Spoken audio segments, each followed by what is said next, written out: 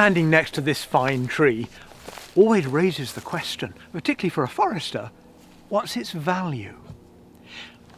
It's a good question to ask, because trees vary enormously in how much they're worth. Now, of course, many owners, many managers, growing timber commercially is not necessarily a priority, but it's still helpful to know a little bit about values. And this fine-grown 50-year-old Douglas fir is, certainly in my wood here, the most valuable that I have.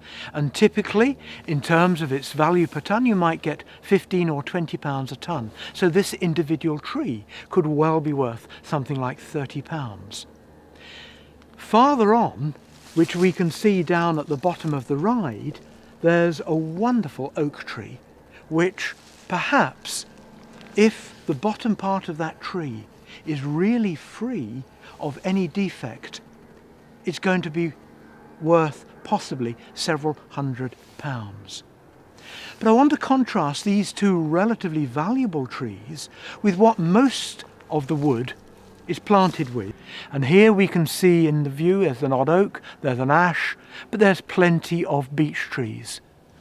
They're the same age as these firs that we were talking about, and yet if I thinned out those trees today, I would be lucky to get more than £1 or £2 for each one.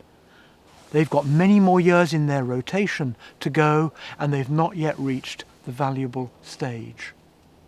So, trees vary a lot in how much they're worth, how near they are to rotation, how straight they are, how large they are they free of defects, all these kinds of issues, and it's all worth bearing in mind. One final thought. If you're interested in the commercial aspect of your woodland, don't just rely on my comments. Do get an expert, even a half-an-hour visit with an expert to tell you, to point out which are the really valuable ones, how you can market them. It'll be time very well spent.